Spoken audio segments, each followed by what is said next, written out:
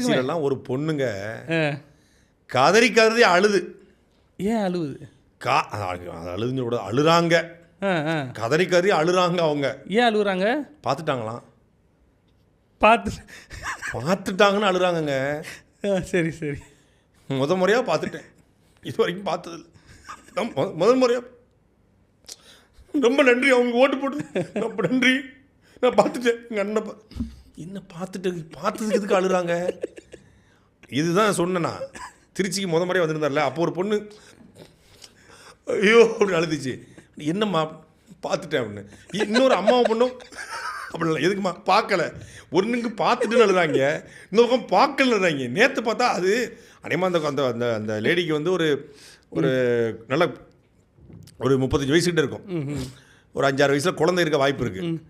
அந்த லேடி அவங்க குடும்பம், அவங்க அம்மா மாமியார் சித்த பேர் ஒரு குடும்பம் இருக்கும் இல்லையா, அவங்கெல்லாம் என்ன மனநிலைக்கு ஆளாவாங்கன்னு நினச்சி எனக்கு ரொம்ப ப்ரௌட் மொமெண்ட் இருந்துச்சு. இல்லை சார், பார்த்ததில்ல, இப்போ தான் ஃபர்ஸ்ட் டைம் பார்க்குறேன். ரொம்ப எமோஷ்னலாக இருக்கு.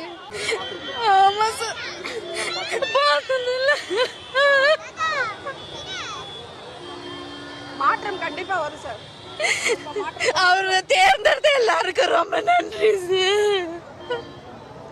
அதாவது விஜய் அவர்களை வந்து பார்த்துட்டேன்னு சொல்லி ஒரு கூட்டம் அழுது.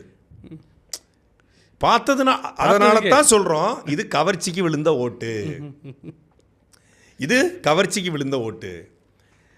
முழுக்க முழுக்க திரை கவர்ச்சி என்ற மாயையில் சிக்கி ஒரு கூட்டம் விஜய்க்கு ஓட்டு போட்டிருக்குங்கிற 100 விழுக்காடு ஆற்றுக்கிறதே கிடையாது. இது அவருக்கு தெரியும். அதை காட்டிக்காம தான் அவர் என்ன சொல்றாரு, இது என்ன கவர்ச்சிக்கு விழுந்த ஓட்டா, நான் என்ன கவர்ச்சி நாயகனா, கவர்ச்சி கண்ணனா, கவர்ச்சி கண்ணியா, கவர்ச்சி அப்படின்ட்டு கட் பண்ணாரு, சென்சார் பண்ணிக்கிட்டாராம். சென்சார் பண்ணிக்கிட்டா.